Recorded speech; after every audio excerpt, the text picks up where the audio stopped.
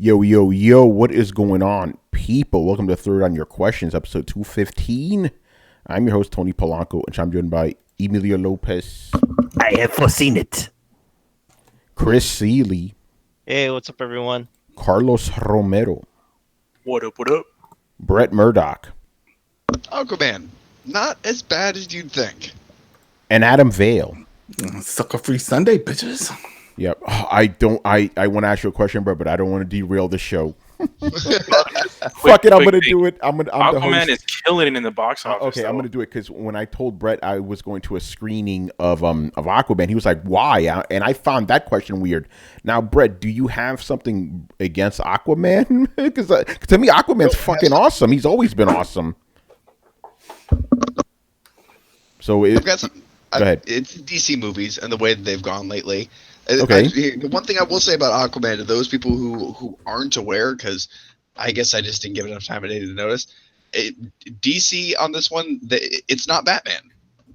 I was kind of fucking surprised, and I will say, it's not the most original movie in the world. Somebody saw Guardians of the Galaxy, but other than that, I mean, it's surprisingly good. It's Thor Ragnarok, don't you know? Yeah. No, It's by the way, I pretty agree with you. Yeah, close. it's a surprise because I went in there like, okay, I was excited because I like Aquaman and I like the trailers, but you know how trailers could be deceiving. So I was like, and then the DC movies, but at the end of it, I was like, wow, I had fun. The movie was cheesy, it was corny, but it was fun. You know, and I think that's the most important thing. Like there was a lot of cheesy stuff in the movie, but it was fun. I liked it. Dude, I had to honestly come out and I saw with my dad, came out, looked at my dad, and went, how the fuck does DC cheese a Superman versus Batman movie and then nails Aquaman? What the fuck? That's a You can good point. only nail an Aquaman movie after cheesing a Superman Yeah, Batman apparently. movie. No, you're right about that. It boggles the mind. But anyway, man, we're here, we're back, and we got a good amount of questions. Even though half of these were asked us 2 weeks ago, but I told you guys to hold on. But it's all good. We got some old questions, some new questions. Good mix here.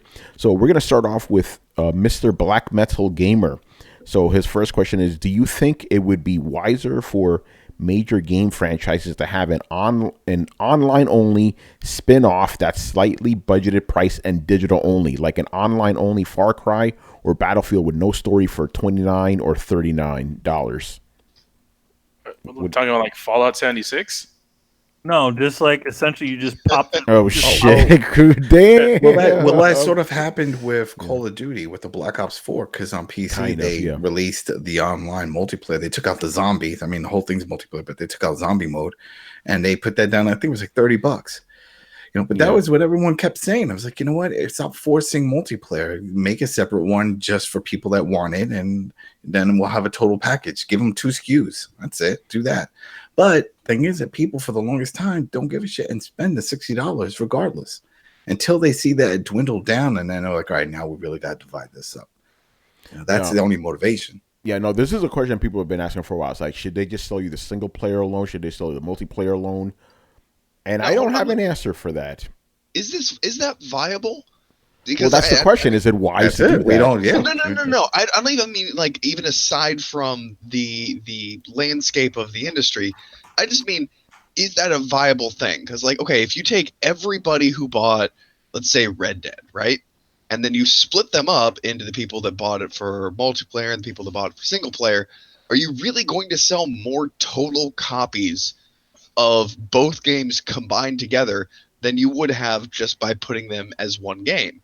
Like, is this economics to scale, or is it actually more financially responsible just to make the one game that everybody buys because that drives costs? I mean, you're talking about making a completely separate game, and you're not going to sell twice as many of them. Nobody's going to buy, not many people are going to buy both of them.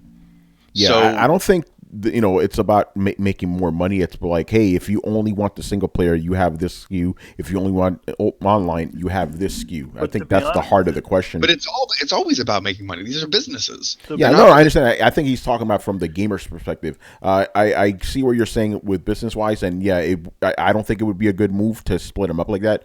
But I know there are some gamers, and they've been saying this for years. It's like they'd rather just buy a budgeted online or single player game than a $60 game with both of them. But you know what they're going to do? They're not going to do the budgeted online or a single They're going to player. sell you They're both going of to them. charge you Exactly. $60 for each Exactly. one of them. Yeah. Well, the there's question is, should they do it just for 40, like a budgeted version? They should. They won't. Like we said, it's like people still go out. I mean, for the longest time, people in Europe have been asking EA to make a separate FIFA Ultimate Team out of the whole FIFA package because they spend $60. No one plays the career or the story. They just play foot. That's the game they want. But there's no motivation for EA. They're like, well, you're spending $60 anyway. Why should we charge you only 30 for this when we know we can get it at double that? You're going to buy it anyway. So until people just stop buying all these games in general, and then they say, all right. And I think that's what happened with Black Ops, because they said Black Ops 4 did not sell as well as World War II did.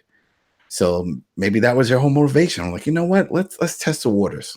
All right, let's put this down. $30. There you go. Here's a different version. Let's see if people will jump on it. If they do, then there's a market for it.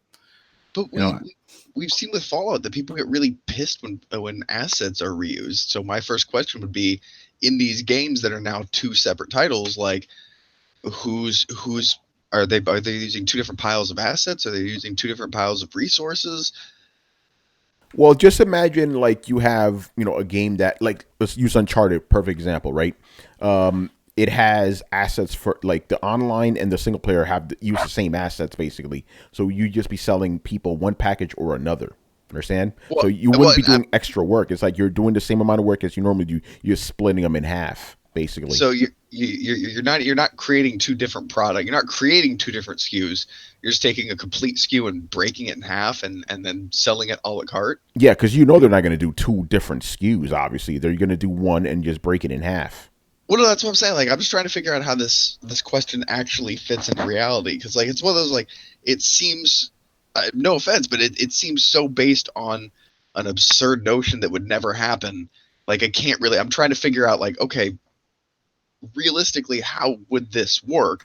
And it would probably be, yeah, like, okay, so here's your Uncharted SKU, and now we've just lopped off the multiplayer and we're selling it on the side. But we know that they wouldn't sell both games for $30. Even if they were both less than $60, it would be a net negative for the consumer, because if you did want the whole game, they wouldn't sell it for $30. They, at the very least, you would have a different, be on a different disc or whatever. So at least you'd be paying $40. So you're now paying $80 for an entire game, and that would be immediately how the conversation shifted.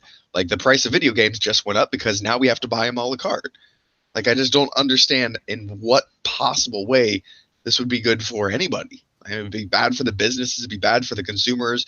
We'd start to see developers spending less time on assets that are used across both portions of the game, because the single player enemies aren't just single player just doesn't make as much money as the multiplayer. So we're going to cut them down to 5 different enemy types instead of 12, and then we'll put some new costumes in the multiplayer.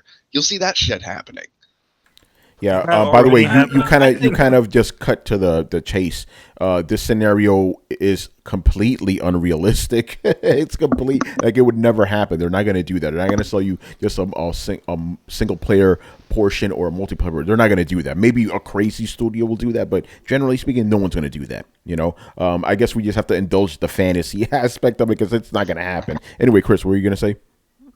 I think they should do the opposite. Like, the multiplayer portion should be free, and charge for the single player game, and use the model kind of like how GTA Online and Red Dead is, how that's going to work, and offer in-game purchases and whatever, but make the online free, and it's free to play, and then just put because the meat and potatoes of budget for games, besides marketing, is on hiring like what actors, musicians, all this stuff that go into the story part, right? So think about uh a game like even Destiny. Think about Destiny, where much of the budget went. You have to hire voice actors, you have to hire musicians, you have to hire writers, right? That's not that has nothing to do with multiplayer. That's all for story, right? That's all for narrative. Yeah. And Red Dead is the same thing. A bulk of it, like we need motion capture, actors, musicians, artists, writers, right? And most of that is focused on the story, not on the online. Now, I don't think people mind too much. I think they'd be more pissed if the online didn't look like the single player, like if they were so disparate they didn't really match. So people like consistency also, even though they might say the opposite. People like sameness, right? So when you change something too much, they get upset. So I think the model that Rockstar has presented, you could actually fracture that and make it work with a full story driven game. And we know story driven games still sell despite what EA or whatever would like you to think. Look at God of War, look at Spider-Man, like single player narratives still sell.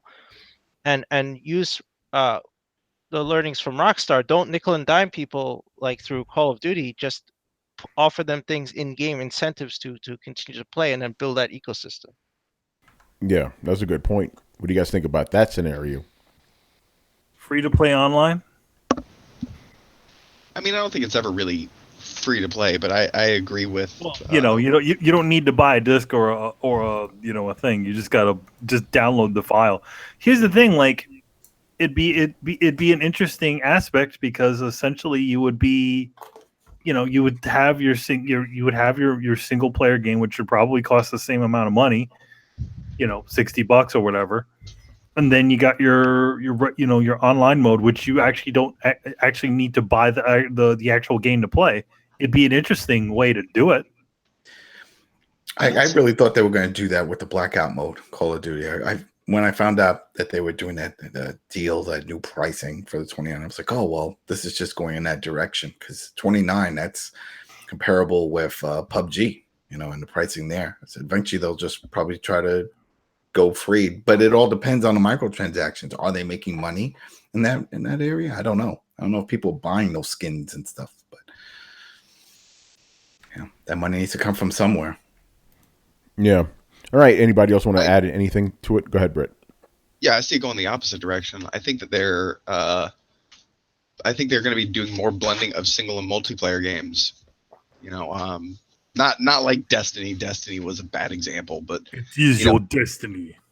Old Warcraft or some of these games, or Division or something like that. The idea where you can take part in a single player campaign, or you can be pulled into a multiplayer campaign, or you can be pulled into multiplayer PvP.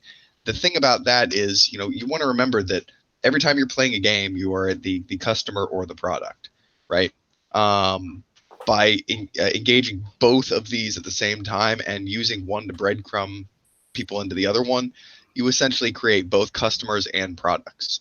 You create a more living, vibrant, active world for people to play in, which keeps people more engaged, which keeps people happier, which keeps player counts higher, which keeps people buying your additional DLC content. So I think that's both the direction we're going to go and the direction that we are going. Interesting. All right. Next question here. How can Steam fight back against the competitive threat of Epic, Discord, and Twitch stores? Have a good. Well, I mean, it's their pricing. Wasn't that the whole thing? Is that the percentage that they're taking from these publishers is ridiculous, which is why they're like, you know what? We might as well just go through that extra mile and create our own launcher and our own store and just do that. And that's what happened. Yeah, but how can Steam fight back against that? That they got to keep lowering. They just got to lower the prices. You got to keep up with the Joneses. I heard that Epic is giving a really good rate to these publishers, especially the ones that are using their engine. So they have to come up with something like that. And before, they were the big dogs and they could throw whatever numbers they wanted out there. Like, hey, you pay this or you're not on. But now that's not going to fly. We got too many of these other stores that are popping up. You got the publishers all have their own store. Ubisoft with the Ubi Club, Origin, EA, the whole thing, and it's really divided. which kind of sucks because the whole point of being on the PC was at least with Steam, was that, we're all together. We got this one common ground. It's almost like a console, right? Wasn't that the whole thing for the longest time? We would see, Xbox, PS4, Steam. Now it's just Xbox, PS4, PC. It went back to that because it's so divided. So if you want that community, where's that community? Like, you got to find one. Everybody wants to create a new one. It would help if their services worked too. Yeah. I mean, look, as long as you have to go to Discord to actually use voice chat, then Discord is going to have an in with your customer base, and they can sell them products. And that's what they're doing too, right? They got their own store coming. Yeah, you want your customers not to buy products? Stop sending them in other people's stores. Well, also, like everyone else has a diversified product line, except ironically for Valve, who used to be a game developer, and they put all their eggs into Steam. Meanwhile, you have Epic, who actually makes games and now started a store. And like you said, you have Discord. They offer a service, and now they have a store. And then you have other competitive stores like GOG and all this stuff coming along. So, to Adam's point, like, yeah, it's divided, but Valve has all their eggs in Steam. When is the last time they made a game? Mm-hmm. You need to have the diversified income. We would all literally buy a third version of anything. Right. Yeah, where's my Left 4 Dead? Where's that? Left 4 Dead, Portal, Half-Life, man, like Portal. come on. Fortress. Yeah, exactly. Fortress, damn, Team Fortress going back. Dude, Valve could just relaunch themselves just off their just off of threes. Mm-hmm. We're remaking the rule of threes. We're making the third installment of all of our games. Yeah, they won't do that until they get desperate. They wouldn't, but who here would not go out and buy a Steam box if they announced Portal 3, Half-Life 3, and Team Fortress 3? I wouldn't. I don't know. I went for not Steam I don't box. know I'd about be that. interested in the Steam games. box? I don't know if the whole. Yeah, No, by the well, games. Well, It might make me go to the store and go to their store. the games will still be available for Steam on PC, so it's like, Yeah, you don't really. Oh, that's true. Yeah, exactly. Yeah, So- that would be suicide if they decide, hey, we're gonna lock these games behind the Steam box. Yeah, good luck with that one. That's right. I'd still buy them for Half-Life 3. They know. Oh, man. They know. Damn. By the way, I'm going to throw this question in here because it's related by hashtag and slasher. Do you think Valve will make a new game exclusive to Steam if the competition from Epic and Microsoft puts enough pressure on them? Yeah, I would think so. Yeah. But I don't I think don't know if they I don't think can. it'll be another Half-Life. for me, I just keep thinking about which one of these services is going to die first, because there's no way all of them could viably be competitive for with all of these. I'm thinking, for example, I started playing Battlefront 2, and Origin is a piece of shit. I'm sorry, it's such a horrible interface, and it's. Oh, you were playing it on PC through that. Yeah, I system. was playing it on PC, and I'm like, man, I wonder if a lot of people like this kind of stuff, and it's it's you have Origin, you have the EA stuff, you have Steam, now you have Discord and Epic. It's man, it's fucking BattleNet. It's there's just so many things, and it's annoying as hell. Yeah, and this is happening everywhere, even in the TV market. You got every damn network and channel now offering their own set-top, their own subscription service. I think it's gonna happen again. The bottom's gonna fall out on a lot of that shit too, where everybody wants to offer. Everybody wants to divvy out their stuff into a bunch of subscription services. Eventually, there'll be so many stupid subscription services, you'll essentially be paying the same amount as you do for cable. Oh, it's already gotten to that point for a lot of people. Yeah, Yeah. depending on if they have all the services. I mean, Yeah, I mean, that's something I warned about for years. It's you can have hey, I want to buy a Square game. I got to subscribe to the Square Enix. I got to subscribe to EA. I got to subscribe to Ubisoft. I got to subscribe to Microsoft. I got to subscribe to Sony. You know what I'm saying? It's fucking crazy. The biggest fear that I have, I don't think it's going to happen for a long time, is when these publishers to really drive subscription. Say, you know what? Our main let's say FIFA, for some reason, they said it's not coming to PS4, it's not coming to Xbox, it's only on Origin. The day that we start hearing those, so that's when it causes problems. Because it's wait a minute, now you're locking your big titles behind your service. Now, Mhm. that's when it becomes a serious issue. And that's what my fear is. I don't think it'll ever happen because, look at the install base that PlayStation has and, Xbox is up there too, but and then Switch. But man, if that does happen, that will suck. Yeah, but it's going to be interesting how Steam, Valve, whatever, is going to have to, what they're going to do to actually, compete. I think they're going to start doing it when they start losing money to these places, Mm-hmm.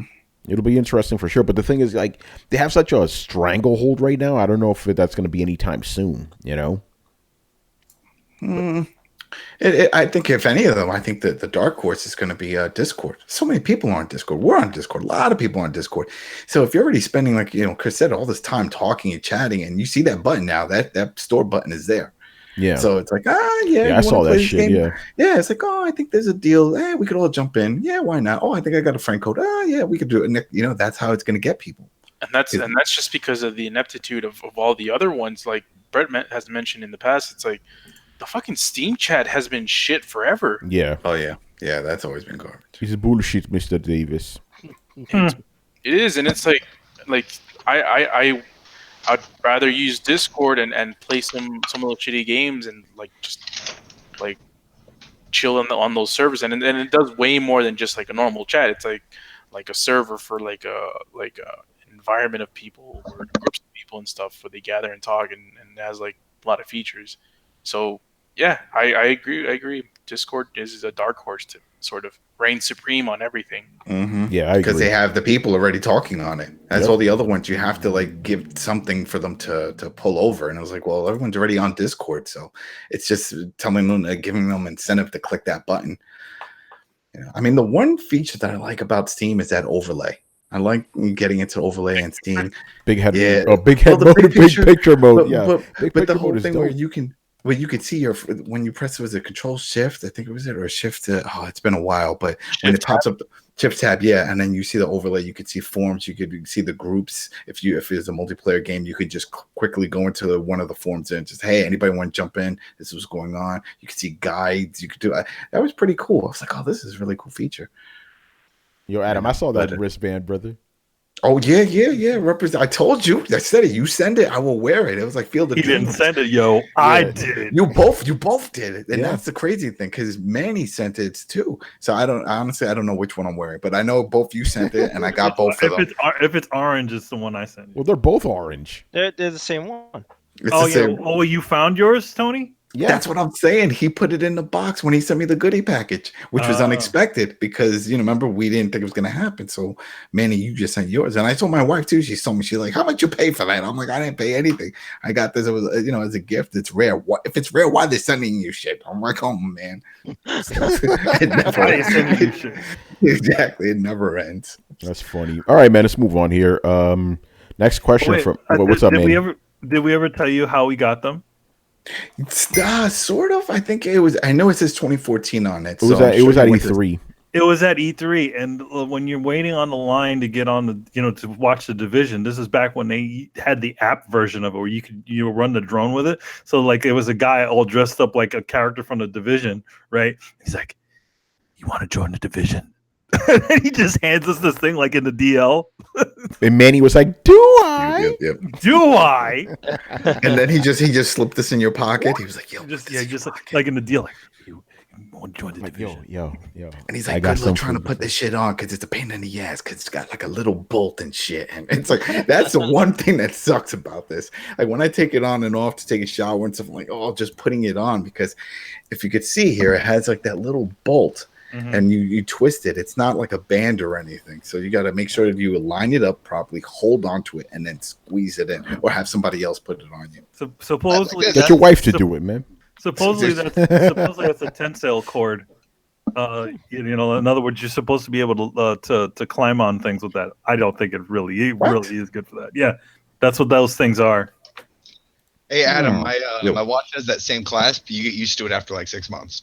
It's cool. Yeah, I mean, I'm getting the hang of it, but I'm like, oh, man, it's so unique, I guess, and that's also kind of cool because I've never seen anything like this. A band that had like a bolt. Yeah, it's definitely secure. It's not falling off for shit. So I mean, I'm gonna die with it. All right, I want to move on now. Moving What the fuck are we? Okay, let's say Nintendo, Xbox, and PlayStation have to trade one exclusive. What would you trade for them if you could pick? Example: Microsoft gets Zelda, PlayStation gets Halo, Nintendo gets Ori and the Blind Oh, Forest. this is a good one. This is an interesting good question. one. Oh, this is the question of the year. Bing, bing, bing, bing, bing. It's a first thing is, episode of the Sony, year. Sony and Nintendo have so many exclusives, right? You could just drop Oh, one and then it'd be like, yeah, we got a bunch of others. And so, They Yeah. gave a crappy Toad or something. Like, here, take this shit. yeah, you know All what? right, I Adam, would since say- you're already hyped, why don't you answer the question? Oh man. I mean, yeah, we can. I would like to see Luigi's Mansion on Xbox or Interesting. PlayStation. I would like to see because that. he's that- green. Yeah, make it go multiplat. I think something about it. It's just fun. It's a Ghostbuster game. Who wouldn't want a Ghostbuster game? You know what I mean? That's game. yeah, exactly. It was one for some reason. I don't know. They haven't done anything with that IP, but yeah, I think that would be fun if they did that. I don't know if they would, but that would be cool. For Microsoft to ship something over, go ahead and send over Forza. Who gives a shit? I mean, I know a lot of people. You gotta pick a good one. like You gotta pick a good one, man. that debate. That's they just said that was their number one exclusive seller for Okay. this year. Remember, they did say that. Yeah, that is true. That was Or for so, last I year, mean, yeah. Yeah, for last year, but I just, for me, it just, it's all right. It's fun. I'm not going to say give Halo a Gears because there's no way they're going to do that. It's just like Mario. No, it doesn't have to be stays on realistic. Nintendo. You know, go nuts. Yeah, it's wishful thinking. Go nuts, then yeah, go ahead and add, throw Gears of War everywhere and then throw Uncharted on everything. And then that's it. Yeah. Let's see. I would want, let's see. Okay, just for the fuck of it, Last of Us on Nintendo. Could you imagine that? That'd be crazy, you know. And then on PlayStation, I want PlayStation to get Zelda because I think that'd be really epic on there. And Microsoft, Ratchet and Clank. That'd be interesting. They need one of those type of games. I feel like they never sell on it though. That audience, I mean, They would no, it Yeah. wouldn't. But again, I don't have to be realistic here. I can just go crazy. yeah, For ahead, me, man. Overdrive is like kind of Ratchet and Clankish. yeah, and they didn't do much. for me, I would actually give Xbox Infamous because I feel like, especially That's a good one. with the last guy, I feel like he fits the kind of Xbox world, kind of extreme guy. You know, Cole, Even Cole though on there. Sunset Cole. Maybe that's Overdrive not didn't very sell. nice. they're not Cole, the other guy, the dock worker. Oh, the doc guy, the guy from shit. Seattle. Yeah, the guy from dude. Seattle. Yeah, he listens to That- grunge rock, man. Yeah, I that hope guy, he I doesn't could come see- I back. could I hope see- they do a reboot and he doesn't come back. I did not like on that there. Xbox. For Nintendo, I would say give Nintendo. Nintendo gets shit. They can get anything out of Sony. I would give them Gravity Rush. Why the fuck not? Japanese game, nice and cell shaded. I could think. You I can think play that on the Switch. You could play it on the Switch. And, Gravity Rush was once a what are they called? A handheld game. Mhm. For I guess for them to give to Sony, I would say what out of Sony, what out of a Microsoft fits a Sony world? You know what? Give them an Racing. old one. That's all I can think of. That's what I was saying. I was You like, know just what? Give them racing. an old one. Blinks the Cat. Put that shit on there. Oh, they could, anyone could Pinata? Blinks the Cat, because Microsoft gave up the trademark. It's abandoned. Oh shit! Yeah. Wow. So, So yeah. they don't even own it anymore. Or you know what, Anyone man? can And that, I would say if Microsoft from Microsoft to Nintendo, give Nintendo Banjo Kazooie back. Hmm. There you go. All right, go There. ahead, Chris. I would say Nintendo should give Sony Metroid because they could probably make a great narrative story, like Last of Us or even like God of War, Damn you, Chris. time of game. And I should say Sony should give Microsoft Killzone, because that's Microsoft's strong suit. And let 343 or someone handle it. Like they're done with, I think, first person shooters and stuff, and Shadowfall wasn't that good. I think they could pass that over. And I think, let's see, what should Microsoft give up? What else do they own? Because I'm thinking, actually give trade, give Sony Halo, and maybe Sony would make or wait, no, give Nintendo Halo, even better. I mean, I would think if they take Gears and they could make like a Uncharted Gears type of thing, that would be cool. Yeah, that would be the trade-off. Like give Microsoft Killzone, give Nintendo Halo. Challenge everyone. All right, And give Carlos. all of these IPs to Nintendo so they could put in Smash Bros. Yeah. There you go. Go ahead, Mr. Romero. I would give Mario to Microsoft because obviously with Super Lucky's Tale they wanted a good platformer, so that at least they'll get one this time. I'll give. I'll give The Last of Us to Nintendo, and I'll give Forza to Sony so they can have a decent racing game. Damn. Are you saying that Gran Turismo is not a decent Yo, man, Drive Club, motherfucking hottest looking game I ever. really like Drive Club.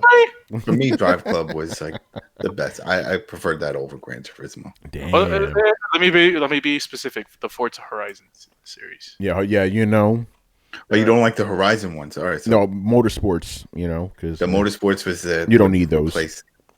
All right, Semi. yeah, Brett, go ahead. Let's see. I would have Nintendo take Persona. Not just for 5, but I feel like the Switch is good for a life simulation game, and Persona games are all kind of like that. So I'd give them Persona. I don't honestly think I trust Sony enough with Zelda, weirdly enough. Like, I feel like it'd be like, oh, this is awesome, and then like 20 hours later I'd be like, it's unremarkable. You're just afraid it'll turn into Horizon Zero Dawn. That's exactly what I'm afraid of. But I Chris dodged in and Ninja stole my answer. Dude, Metroid on PlayStation, like, oh my god, fuck yes. Not Metroid on Xbox, because I don't want to see 12 Samuses fighting each other. I just want a good narrative Metroid, so I'd put that on PlayStation 4. And then I'm honestly... And it would probably be a third-person shooter on a third-person game on a PlayStation as opposed to Xbox. Oh, imagine Insomniac with fucking the Metroid series. Right? Oh, man. Oh, man. Gotta make that happen now. Speaking into existence, guys. Let's do this. I'll be honest. I don't really know.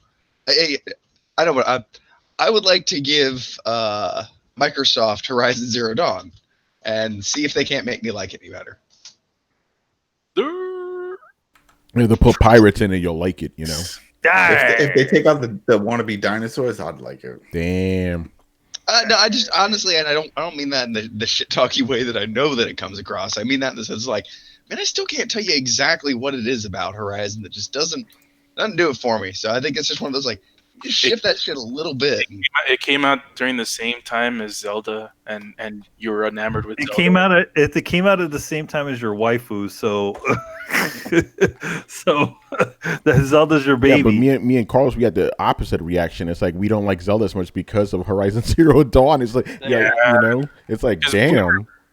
I think Zelda came out first, and was it? Horizon came out first, then Zelda. So for me, I played them, both, and I was like, man, Zelda's a big step back compared to Horizon, But that's me. We were enamored with the gameplay and the graphics of that game. Well, remember, me, you, and Chris, we agreed that was the first game of this generation that we were not disappointed by in any way. It was the first game that was hyped of this generation that actually came through, because every game up to that point is disappointed in some way or another, Every game? Yeah, pretty much. This generation. What are these other games? All of them. Watch Dogs, Destiny. All of these fucking games. Came up. You mean multi-platform games? Yes. What about this? Is an exclusive you're talking about? Yeah, but even the exclusives were like, This conversation isn't exclusive to exclusives. Yeah. But yeah, no, this generation again until 2017 was I was ready to write this shit off, man. I agree. You I know, think Don't forget I the think order all was you a were thing, just all Manny. doom and gloom and stuff. I was fine. Yeah, well, but you weren't played- playing nothing, so you I was you playing know, stuff. I wasn't playing Horizon. I know Yeah. that. I'm full on like I'm totally done with open world games, man. Every game is an open world that's 50,000 hours. you're like, man, I got that kind of I time. got the time. Like that's the whole thing. I mean, not to get off topic. Hey, I have a life, but I also have to play the life of the life of this other person that just takes just as long to live. Yeah. All right, man. Oh, go ahead. No, I was just agreeing with Manny. Yeah. All right. Next question from Owen Hart's Zipline Adventure. Who? It's always gonna be too soon for them. Well Right. played, sir.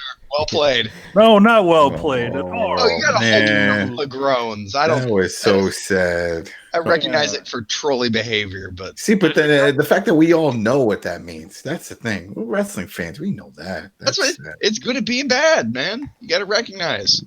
Yeah. Pleasure got that's Yeah, that's pleasure, God. Oh. All right. Let's move on here. What What happened? Wait, what? Pleasure God? What now? The Space Lee's Pressure Yacht guy. Oh yeah, no. By the way, this motherfucker is being slick because remember he changed his name to Weinstein's Windowless Van, so he technically has 4 questions this week because he used 2 names. We don't have any rules against that. Maybe we should. He's janking the system. He gave himself away with the because he has a very specific way of writing and he always He has ends an alter everything ego. with thoughts. I'm like, oh, okay, motherfucker, I know who it is.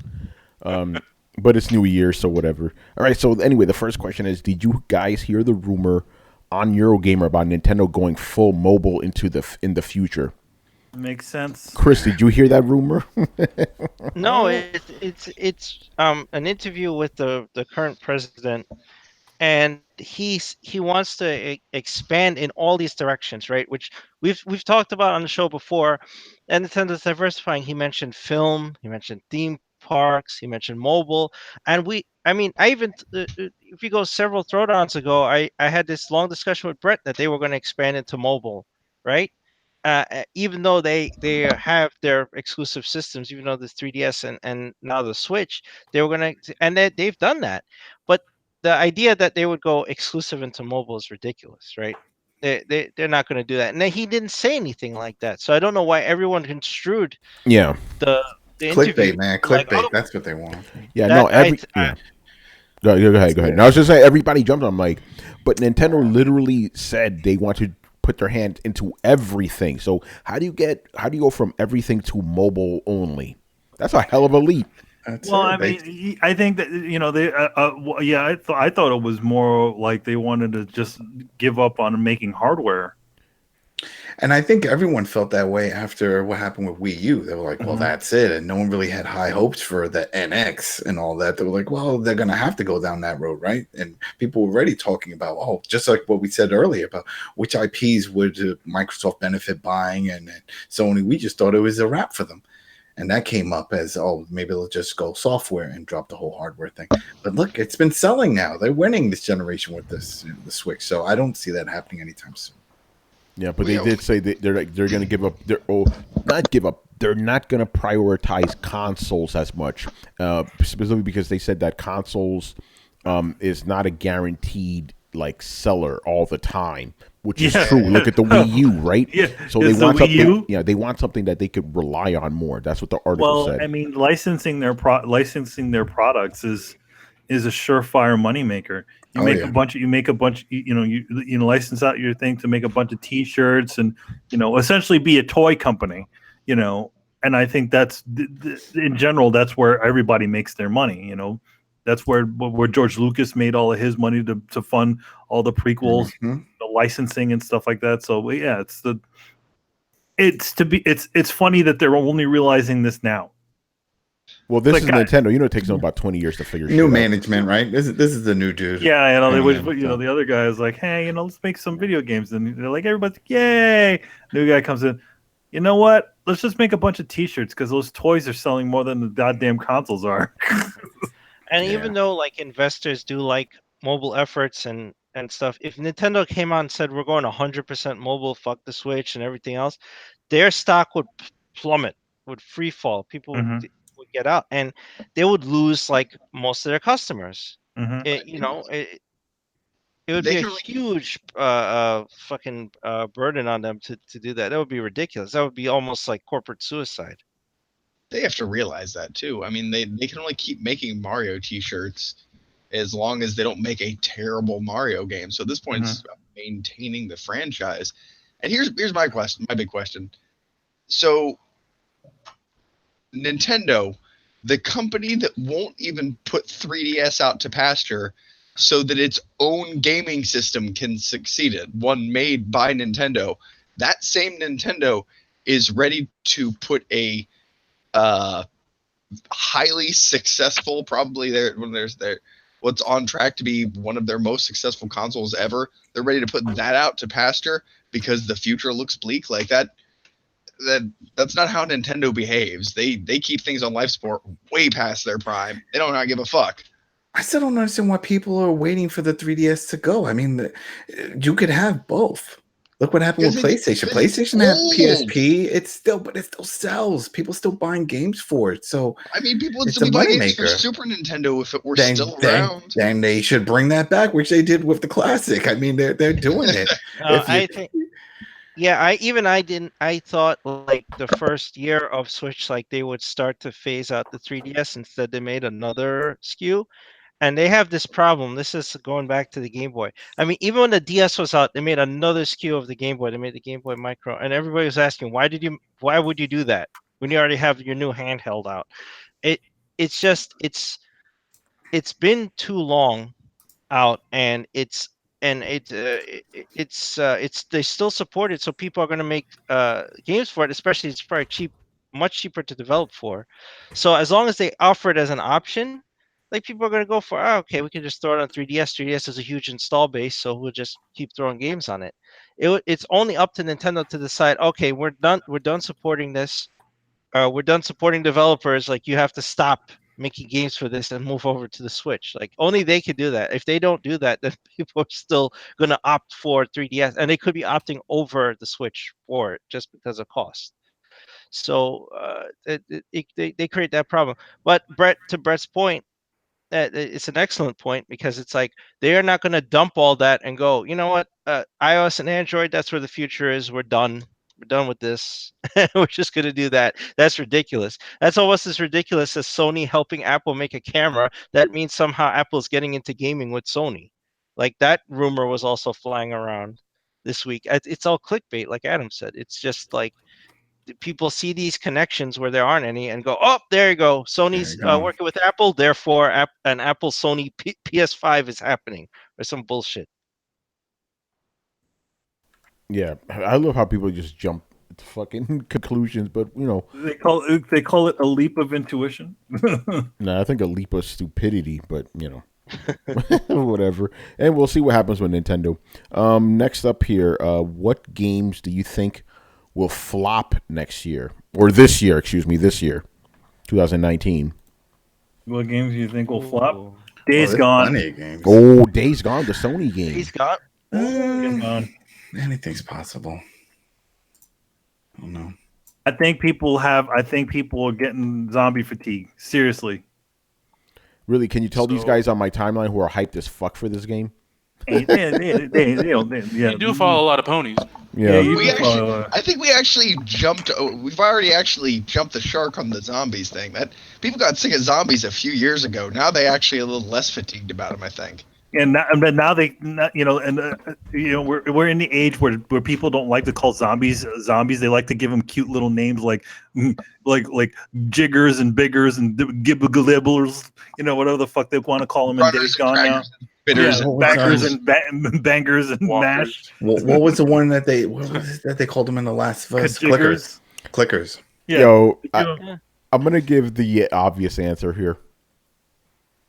Crackdown 3? Crackdown 3. Yeah. Man, that's it. I think that's gonna bomb. Yeah, dude. no, it's the game we all forgot about. Yeah, no, that wins. Oh, Yeah. GZD Forever or Forev says Crackdown 3, Anthem, Shenmue 3. Ooh, I agree with all of them. Yeah, I kind of think That's if Anthem's going to be another one. Yeah. That's if Shenmue 3 comes out. Here's the thing, but You guys have- Anthem still has a chance to be good though. Crackdown 3, you know that shit's going to be bad. Oh, Crackdown 3 is I bad. don't think Crackdown's going to be bad. I think it's just going to get not going to get a fair. Okay, shake. yeah, let's Oh man! But even I don't know that about last first the shake. I think it's just gameplay. not What was gonna it? do Was that, it but yeah. was it last week where they actually showed the gameplay Yeah. video where the guy that looked horrible on an island? Where the buildings? It looks so bland. I'm like, oh, this looks like El Generico the game. You know, it's like, I don't want to play this. It really looked generic. I was like, you know what? And I'm a Crackdown fan. I know there's a lot of people out there Crackdown fans. We just have to accept the fact it was a one-hit wonder. That first game was badass. Yes. Second one sucked. We're hoping the third one, that's gonna suck too. Just take it for what it is. It happens all the time in music, right? First album, some groups, awesome. Never capture that spirit again. So hold on. So Crackdown, the first one was you can't touch this, right? And then Crackdown 2 was pumps and a bumps. Yeah, there you go. Ugh. It was just so or bad. the Addams Family song. Oh man, Hammer, please don't hurt him. Oh, You know? They do what they want to do. They all did it. Turtles, go DJ, go DJ. Go. Oh God, quit hurting my childhood. Your childhood was already hurt. Yeah, I right? know Those he's songs just came out. twisting the knife. Yeah, but yeah, Crackdown 3, I think that's gonna flop. I'm sorry. It's a I'm shame. sorry. Okay. Also, well, I hate to say Oh, I this. got hate another to good say one. this. It's probably going to be Shenmue I because think it is a super hyped game wrapped in nostalgia, and it's being made under budget. Like this game is not going to come out competition worthy. It's going to come out a little weird. This game is like trying to make a baby in 7 months. Even at its best, it's going to be a little weird. And people are going to notice that shit, man. I just watched it happen with Fallout. People are going to be like, why does this game look like this? Like, well, it's kind of based off a really old game, and they really didn't really make a new engine for it. They're trying their best, but it's still They're using Unreal on it. yeah, and they're not doing a great job. I have 2 other titles. One will appease to Brett. One, I think everyone other than Adam agrees. I don't know. Maybe Adam will agree. The first one is Rage 2. I don't. Why? Rage 1 was fun. It had some issues, but the idea, and remember, the whole idea was that they had issues where they wanted to make a Mad Max game and they didn't have rights for it. Yeah. And so they still have that issue with this, but I don't know. Rage 1 wasn't that big of a success. Like, it wasn't a game that blew up. and it was just hyped as fuck too. Remember? It looked great because the engine. Because remember, the guys would just run at you, and you could see them up close, and the graphics were They had awesome. those crazy People were like, What was "Oh, it? John Carmack," you know. They had People woes were and mega Yeah. textures. They were using some new Mhm. text. Yeah. Remember the reaction too. Like it was one of those games like where when you shoot people, like they reacted. Like if you shoot them in the shoulder, they're gonna spin out this way. Like they were using Yeah. what was new physics at the time to make enemies and not just kind of flinch. And that was cool. And But I other got than that, I have the one that'll appease Brett. Skull and Bones. that game of, I don't know if that game's gonna be like. Are people actually being fooled by this enough for it to get hyped? No, I haven't heard anybody. I think that's going to flop too. Everybody- but then everybody- again, I don't want to say that about a Ubisoft game because you know what happens with every Ubisoft game that flops initially. It comes you back know, and it's a fucking It does a beast. full turnaround. Yeah. you know, Okay, I thought you were talking about the other pirate game. Sorry, No, Yeah. they sent me an The pirate email. game. All the big Ubisoft games actually, what's the name? For Honor, The Division, right? There's two more I'm thinking of. Far Rainbow Cry, Six Siege. Wastelands. All these I games, know. they all don't do well in the beginning. Then they sell like crazy. I think this Black Sails, or whatever the fuck it's called, I think it's going to do the same Skull thing. and Bones. Yeah. No, it's Black not- Hills there's was not a a- great series. The Ark one, That right? was a great There's series. not enough game there. It's like if they designed a game for competition gaming based around real-time maritime sailing. Isn't like- it just pirate battles? Like I thought it was just It ship is, it's battles. just- it's ship just- Yeah, battles, it's just right? pirate battles. I played it. It plays good, but it's literally just that. It's just, the ship part of Assassin's Creed. yeah, that's all. That's It's all. the funny, entire too. game. Like 2 it's weeks fun, ago, I but I think- got bored. I play like for half an hour. I got bored after 10 minutes. Was it No 2 weeks ago? CGI for you? they sent me an email. It was like, get hyped for it and click this link and here I- we'll put you into beta. And I'm like, all Yeah, right, whatever. I guarantee you, But- this game's not going to do well in the beginning. Then a year later, it's going to be the biggest shit. Just It is like not going to be the biggest shit. What is there to... We're going to put the Kraken in it. yeah, Wait, but wait, I'm what- not hype. I'm just saying I'm going off of Ubisoft's track record here. Wait, you wait, know? That's wait. what I'm saying. Like, does have Ubisoft one releases that- broken games, not stupid games. Wait. No, they actually had Other one games that they work. couldn't fix. They had one game they Yeah, they couldn't all save, work. and that was The Crew 2. The Crew 2 just went. Watch Dogs. Watch Dogs said people bought it. People Yeah. bought it. At least No, Ooh, but you know it what? was broken at launch. Yeah, you know what, Adam, you're right. But both Crew games didn't do well, so maybe. Yeah, exactly. They tried to redo it. They said, So "Hey, you're we right. made And, some more mistakes." and they're based off of vehicles track record. Oh yeah. So yeah, maybe this one will be like The Crew, where it just won't resonate with anybody. You know, it's possible. You know, I'm just not gonna look anything past Ubisoft now because I'm like, who the fuck is still playing For Honor? What are Motherfuckers they still gonna playing do? it. What are Oh, they gonna man. do? Let you fly like you can't even get out of your ship. That's not the kind of thing you put in post release. Yeah, but then again, I'm gonna get flack for this, by the way. But then again, Rainbow Six Siege, what is that? You're basically defending and attacking. That's the entire game. But It's Counter-Strike. It's but Counter-Strike. motherfuckers still play it all the time, like crazy. All the time. You know. They keep supporting There's- it. That's the whole yeah. thing. They don't give up on it. If you keep supporting it, people see that, and then it brings value to it because they're like, "Well, Yeah. I should go back in." Yeah, because so they're maybe if they making more keep, content." supporting the Black Sales game, whatever the fuck it's No, called. you're missing out. Okay, so Rainbow Six Siege, part of what it was built on was using destructible environments in a, combat type scenario. You can shoot a hole in a wall, Yeah. and you can see through the Yeah. through the hole that Exactly. you made. And The systems were really good. The stuff that they delivered, some of the content was a little lacking. But if the systems are good, if the bones are still good, you can build on that. I'm saying the bones in this game, and the bones in Skull and Bones are bad. By the way, Glorious War says that you can get out of your ship. That's why the game was delayed. When I played a demo, you couldn't get off your ship. I asked them about that. They said, no, this is just a combat ship game. So unless I missed something in the last 6 months, I don't know about that. You know? He says, okay, it's just, who cares? To return to your home base? Who cares, dude? You know? That was- Yes, we turned to Assassin's Creed once you land. Yeah, okay, no, but the main core meat of the game, you're on a ship. That's it. You know? Oh, it's meaty. But then again, Yeah, who but you knows? can't jump onto somebody else's ship and stab them in the face. Like, No. that was half the fun about Assassin's Creed Black Yeah. Flag. Yeah. By the way, that's also part of the fun of Odyssey too, man. When you fucking board them ships, boy, and you Spartan kick a motherfucker off into the ocean, it's beautiful, man. It's a beautiful thing. I Yeah. abused the Spartan kick to hilarious results. I love it. I fucking love I it. just lure them. I would lure all the high level guys up to a cliffside. Yeah, That's man, it. just Have them kick 'em. chase me, and I then ha- just like I've done that. that's it. That's it. That's the best thing to do. You're You like, know? this is spot. This is spot. You just keep. Yeah, I wish you could. There's Kick, like, yeah. oh no, I surely can't defeat you. I'm going to slowly back towards this precarious cliff. roll Sparta kick. I really wish they had that audio of him saying that. Sparta. Yeah, and it works every time, man. Anyway, Chris, flops. I think Anthem will not flop, but will not meet EA's expectations, and I expect them to put the expectations to the roof.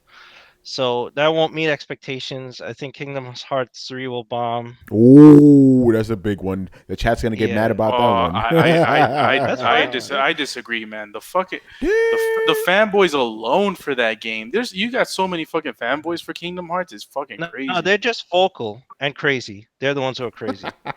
That game is like, I don't know, about a decade too late, and I don't think anybody cares except the most Here's the thing, ravenous those fanboys. those remakes and those the re-releases that keep doing pretty well, and they keep remaking and doing those interior prequel sequels, and those things keep doing well. So they only got one, and if it's only that one, that's it. It's over. It's the last one anyway. So, They don't need to come back. Chris, you really don't think these guys are gonna put their money where their mouth is? No, I think they will. I just don't think there's enough of them to make to make the Square's expectations. And watch, I'm gonna almost I won't guarantee it, but we'll be discussing this when Square makes an announcement that that they start shelving some people or shuttering a studio because Kingdom Hearts 3 didn't make expectations, because they're the Yo, kings of setting high expectations. Chris. Yeah. You want to make a bet? Oh boy, here No, we no, go. I won't. Here we go. I- Throwdown. First bet of 2019. Let's go. Nah, I'm just joking. I don't even know what I know. Carlos is like, I want to play a game. I like that. You're like, yo, you want to make a bet? Yo, show me your wallet. How much you got right now? Oh man. By the way, Glorious War. I knew it, man. He goes, no way, Chris. I know people that only play Kingdom Hearts. Okay, are they going to buy 6 copies each then, man? I mean, that's fine. I mean, that's all. It's not the anecdotal stuff like, oh, I don't like Kingdom Hearts, whatever. I'm talking like Square Enix themselves as a company is notorious for setting humongous expectations on titles that underperform. It's And they've usually done the this. Western titles, though. It is, yeah. It's usually it's like hey, Hitman or whatever. all their games are failing, right? And then Eidos does pretty good, and you're like, Hitman Yeah, sucks. like Hitman, We're you selling only, you you only off. sold 5 million. Yeah, they definitely give deference to their own stuff, but specifically Final Fantasy, like that's their bread and butter. That's the golden child, right? It can do no wrong. I think while Kingdom Hearts has a touch of that, I don't believe it has that golden touch, and they will put high expectations on it and it will underperform. I just don't think there's enough people there who care about the game to boost those sales to that level. Unlike, it's not like Zelda or anything else where there's just like these lifelong evergreen fans and whatever, and each game seems to build up a new base around it. Kingdom Hearts is this humongous gap where it's been forgotten, like I said, except from the most hardcore fans of it. Oh It won't have man, the same effect. that's my favorite prediction of the night, man. All right, anybody else flops of 2019? All right, that's we'll have to see on that. It's going to be an interesting year, man. Where are we? Okay, this is an interesting one. Wait, hold on. Okay, now we're gonna go to Weinstein's windowless van. Okay, actually, both of these are pretty interesting though. What games do you find pretentious, and do you like them or not? Pretentious games. Yeah, what games do you think are pretentious? How can we answer this without getting into trouble? I don't know. I mean, pretentious. What would be a pretentious game? I don't know. I'm having trouble thinking. There's so many indie games I could name right now. Indie games are like the home of pretentious games. You know.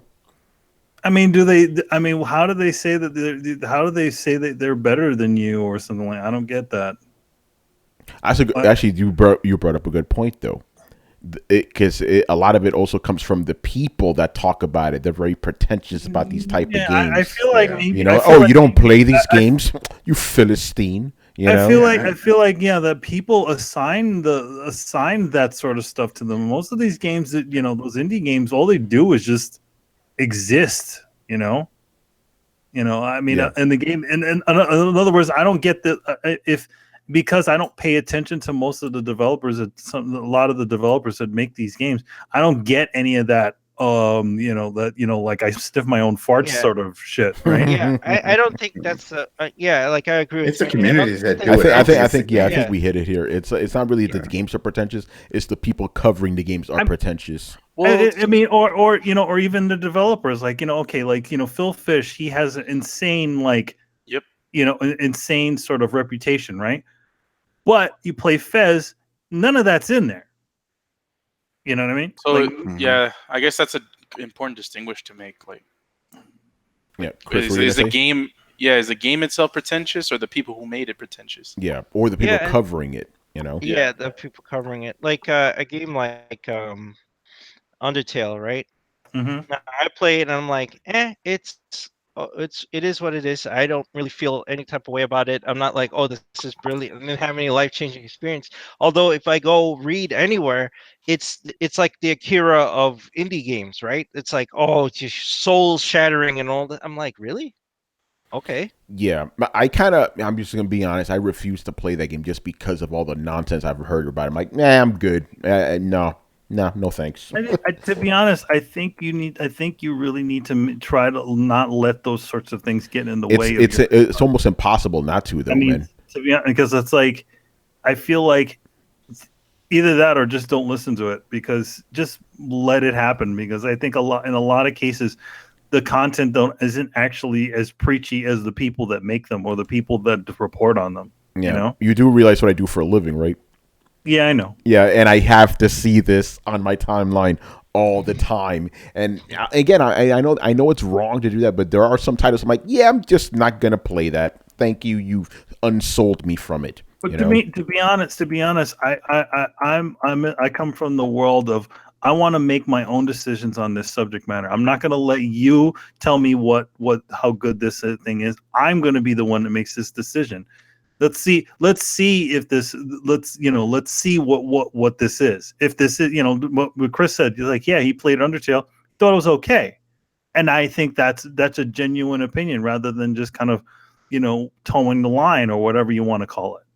Yeah, but at the same time, Chris, I know in the back of your mind you were still like, man, this thing isn't as good as they said it was. So that was still there. Absolutely, yeah, because all that hype was there, everybody talking about it, saying like this is the most amazing RPG ever and so brilliant. Whenever I played it, I'm like, this kind of don't make no sense. The art style is kind of ugly, like.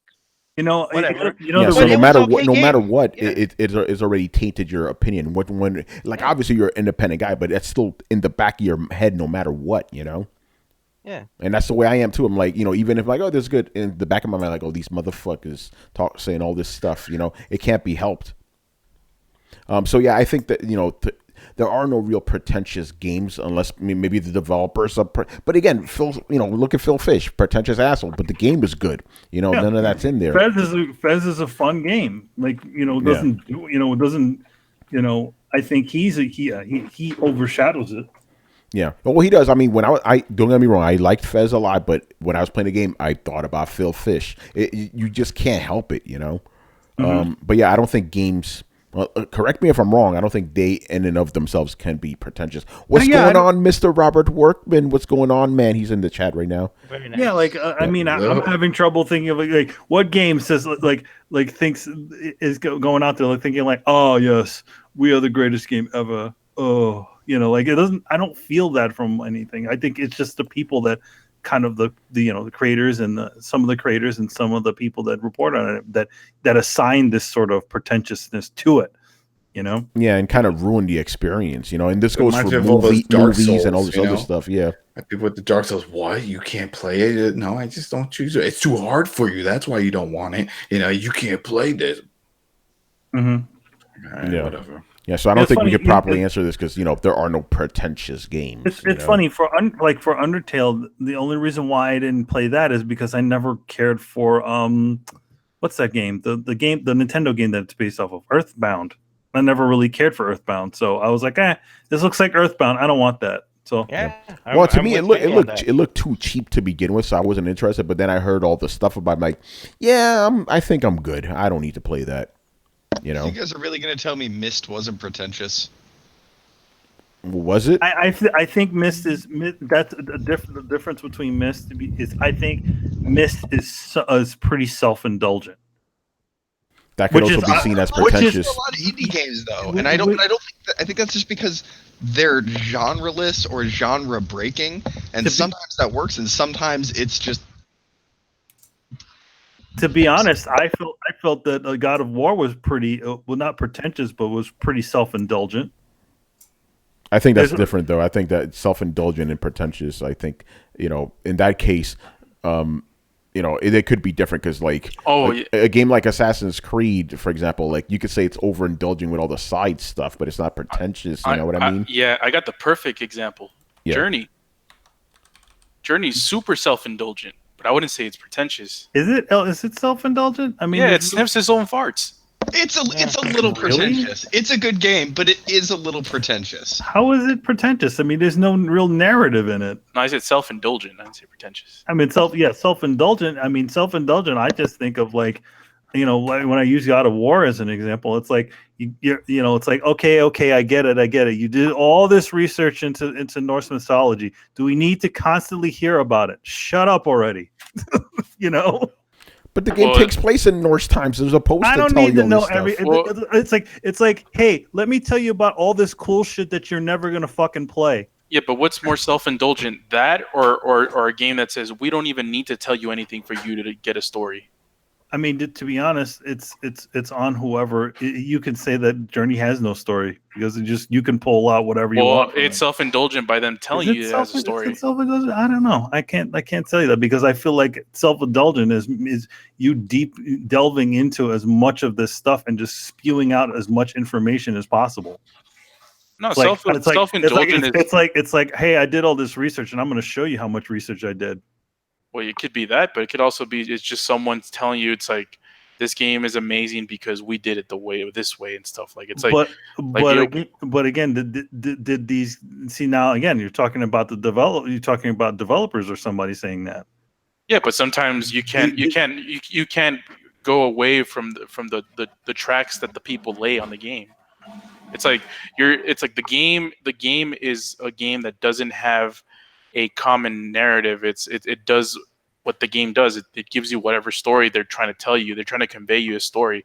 It's not a traditional way, but it's like their way of doing it. It's like, that's how we tell stories. I don't know. I don't get what you're saying there.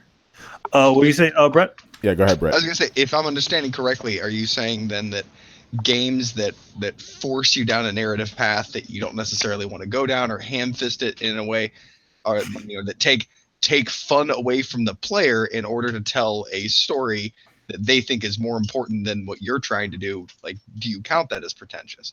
Because there are many ways in which I count, like, that's one that I count as pretentious. Any way that the developer detracts from gameplay or actively ruins your fun in an effort to do, like, I've played lots of games that eschew traditional devices just to be different, just to be a step forward, just to break the mold of gaming, and all they do is end up subtracting fun from the game. I count those games as pretentious.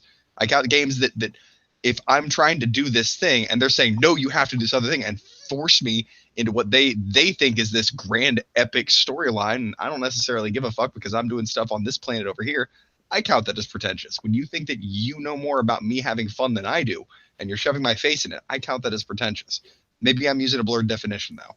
Yeah, I think that's your own definition. I don't agree with that one. But I see where you're coming from, though. I don't know. To me, pretentious is just like, oh, but do you have any Grey Poupon? That type of attitude. Like, our game is so much better than you. Yo, man, they're giving you mustard? I like fucking Grey Poupon, man. You know what I'm saying? Like Grey Poupon is pretentious for people who don't have money. Yeah, that is true, exactly. But it's like, that's to me, pretentious, like, that snooty attitude. I'm better than you. You're a plebeian. You can't possibly understand because you're too simple. Like that type of shit. I've never gotten that specific thing from the thing. Like, in other words, well, that's what I'm saying. I never got that from a game, but I got that from fucking people that cover games. Like, oh, you just don't get it. You're okay. This game's just too. You're beneath movie? This. Like some of those French art house movies or something like. By the way, you don't understand my movie. You didn't like my movie. You had stupid American. You didn't understand art. Hold on. I want to pin down this definition. See, I count bicycle thief. You don't know. Y'all are racist. Yeah. Shout out to Shinguk for subscribing. Yeah. By the way. Woo. Yeah. Fuck the Franks, man. I'm just gonna keep talking now. Okay, sorry. I count the height of movie. The height of this in movies is Inception. It thinks that it is just the greatest, biggest thing ever, and it is just blowing your goddamn mind. I never got that sense. The Matrix is fucking pretentious. I never got that sense. No, The Matrix is that's to go with Brett. Inception is another good word. That movie just went on forever, and it really tried to draw you in.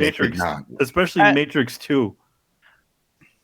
Oh, that was action. Yeah. They just got bad. I the think sequels are pretentious. They just got bad. I never thought the Matrix movies were any good, but yeah, but we're getting off topic here. Can I ask Tony a quick question? Yes. Yes, Carlos, you may ask me a question, you stupid Dominican. Why is it? Do you think Gone Home is in any way pretentious or self-indulgent? Yes. That's because I don't like the game, though. But again, I don't know why do I find it pretentious? Is it because the game is pretentious, or because the people that tell me I need to like it are pretentious? Well, exactly. It's like games sometimes wear the shades and the coats of the people who make them. Because, for example, a game like Gone Home, it's a game that's not really a game, but it's sold to you as a game, if that makes any sense. It's like the developers are the ones telling you, it's like, this is a game, buy it.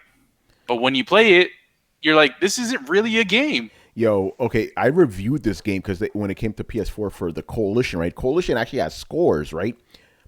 I kept it real. I gave it a 50 out of 100. I didn't think it was very good, and I'm not going to name any names, but some of my peers hit me up privately and publicly saying, what the hell is wrong with you? Why don't you like this game? They're like, oh, you just don't get it. It's too much for you. Like, No, they I don't mean, like, they ain't enough in this it's quote not- unquote game. I mean, to be honest, Fuck outta here, it's like, listen, like, why? I feel like, in other words, some people are just kind of, they come down on somebody for having an opinion on something that differs from the echo chamber opinion that happens sometimes with these games. What's the idea of what's a game? It's a walking sim a game? Here's another one. I told you that you wouldn't like that game very much. Hey, I had to review it though. But I got the review code. I couldn't say no. Another one that I tried out. And again, I don't know if the game's pretentious or if the people covering it are pretentious. Firewatch.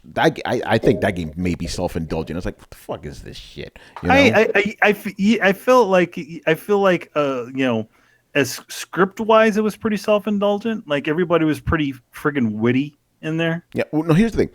If they were witty, like you saying 1980s wit, yes, not 2017 wit. It felt that was I felt that was an issue. Like, they felt like they were out of time witty. Like, in other words, like basically, okay, in the game, you're only two people that you hear talking are 40-year-olds, right? 40-year-olds in the mid 1980s, mid to late 80s, right? Yet they talk like they're 20-somethings from the year 2015. Like, wait, what the fuck? I did feel that. Like, I did feel that sort of thing. Like, it's like, you guys are a little bit out of time witty. Yeah. Some people hate. Some people that hate on you if you like Detroit. That's another one. I like Detroit Become Human, but I can't say that a lot because people will give me shit about it.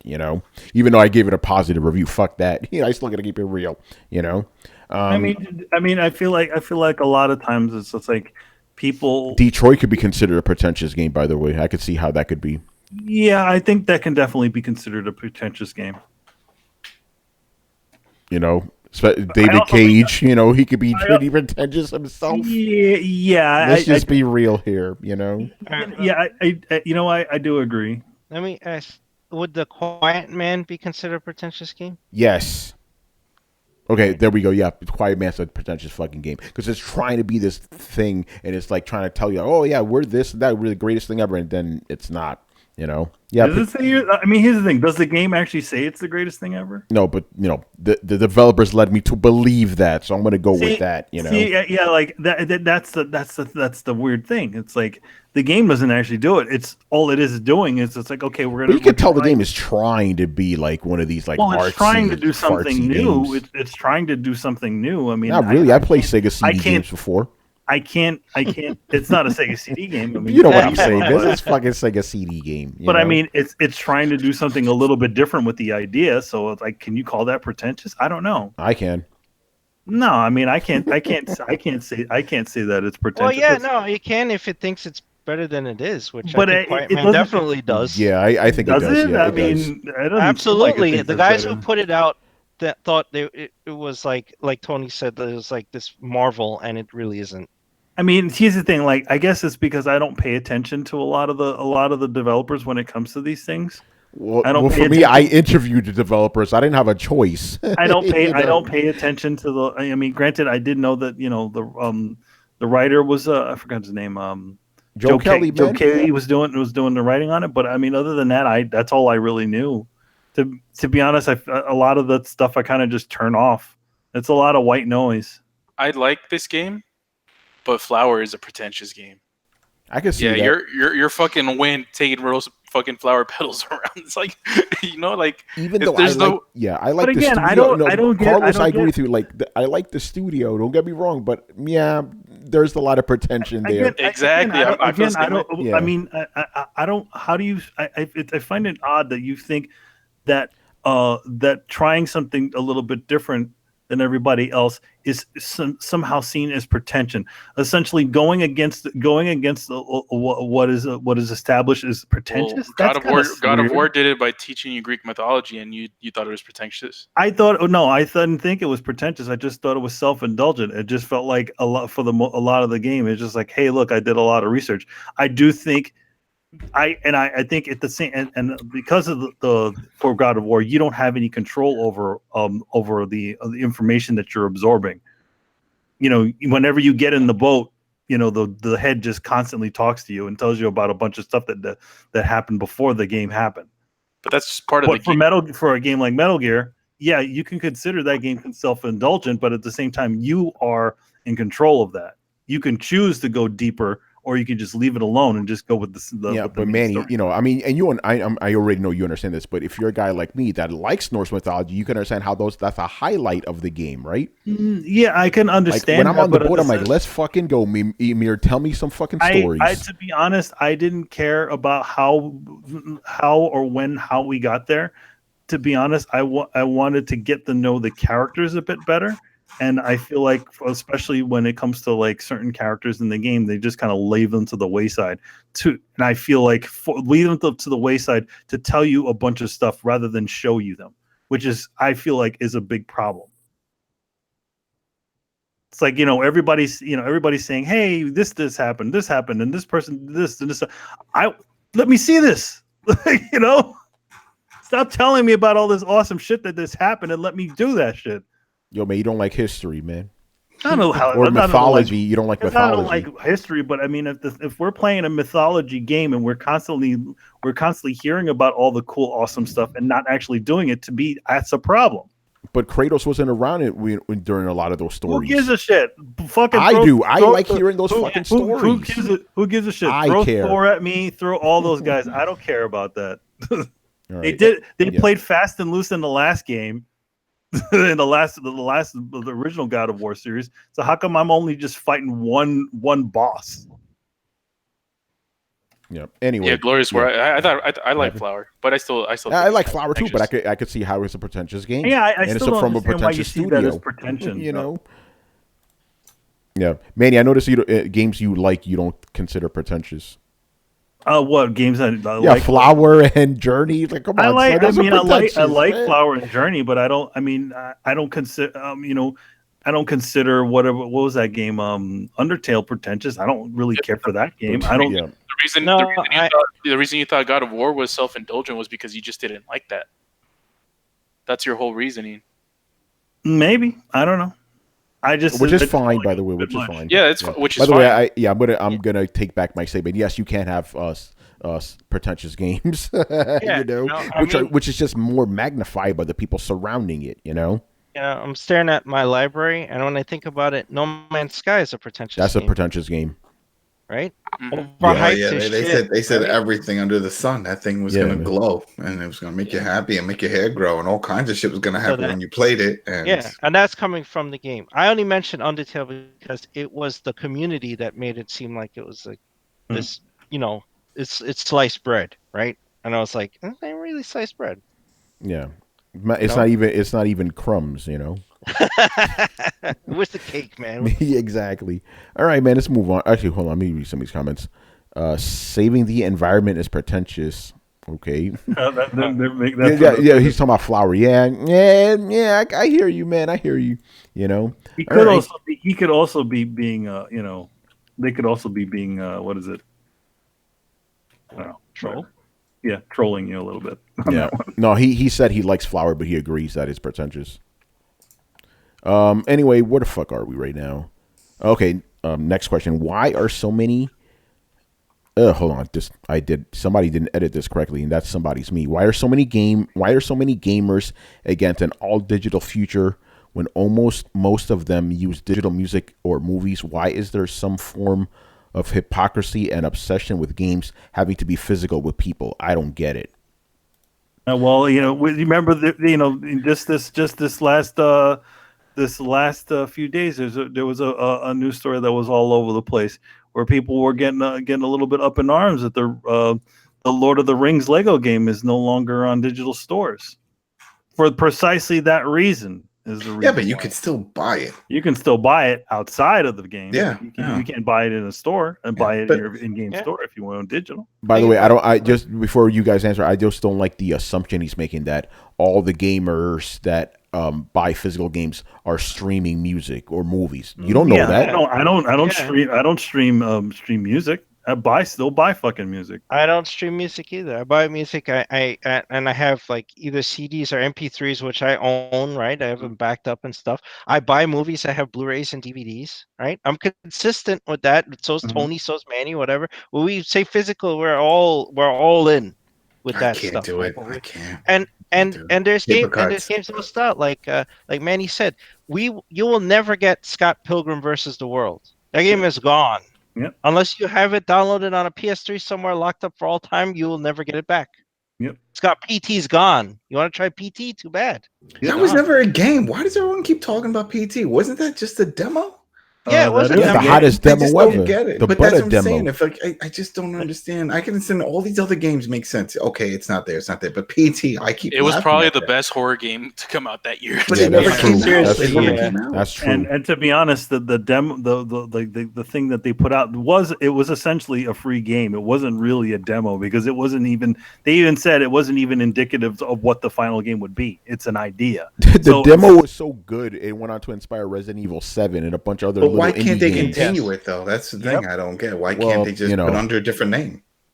What they can't? Why can't they just put it under a different name? Yeah, isn't it the name that the group said that they didn't have rights to? Well, that's up to Kojima, No, man. man. Kojima they fired Kojima and the game got But canceled. that's what I'm saying. Kojima, why can't he just make it and He give it a different can, name? but he wants to do something else. You know. There you And go. who- So and then who I is- guess he didn't even hold it in that high regard. Yeah, but who's Well, to say no, that it's Death not that Stranding won't have any elements I of think that? the thing about it is that when you start making a game for a company, they own that shit. You can't just go, hey, all this shit's mine. No, that doesn't happen. You can't. I get that. You can't just bring it all to the other place. I remember PT was tied to Silent Hill. He doesn't own Silent Hill. Konami owns Silent Hill, right? So he can't do anything with the IP. He can't do anything related to it.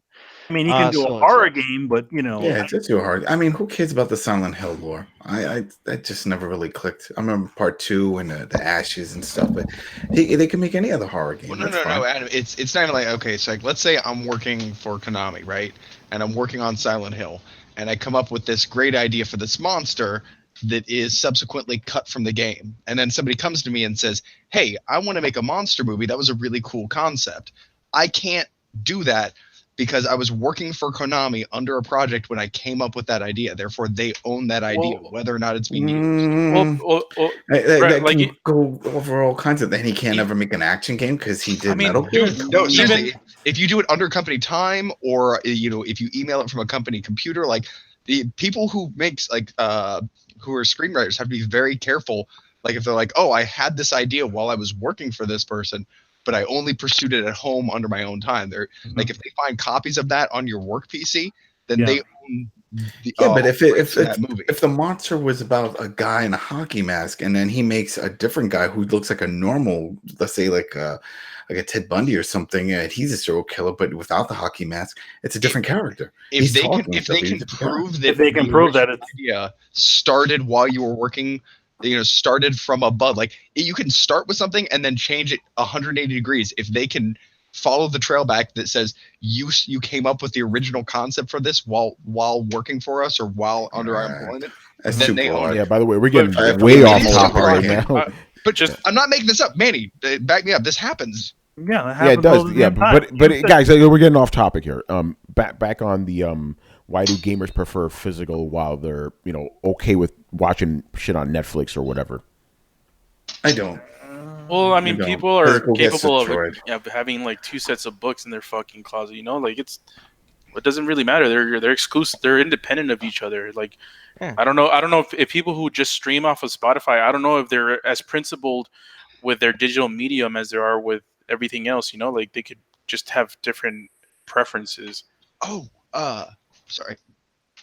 I guess I'm interrupting with excitement. Okay. I think I can actually answer this pretty well. there's a concept of ownership that goes along with this. I think when you stream music off Spotify or watch off Netflix, you never assume that you own the product. And that seems like a really arbitrary and weird thing. But next time you're at the grocery store, watch how differently people interact with objects before and after they put them in their cart. There's this weird thing that happens, and I forget what the advertising name for it is. But when somebody decides that they're going to purchase it, they actually start automatically interacting with the item in a more casual manner. They consider it's already bought. They consider it already owned or their thing as soon as they've picked it up and put it in the cart. And I think that's kind of the same thing you're running into here. The people who are watching on Netflix, they don't care if it disappears next month. They never thought that they owned it. That idea never came into their head. They were just using it because it was presented that way. But you try and tell somebody that thinks that they own something that nope, they don't own it. Like how they tried to tell us, oh no, you don't own the games. You own the rights to the past that's included on the disc that allows you to access the game. Like, oh no, blah, blah, blah, blah, blah. That's not what I signed up for. That's when the big problem comes in. Yeah, I think that's true. Gamers seem to have a little bit more like they feel like they own it as opposed to like music or movies or whatever. That's a good point. Yeah.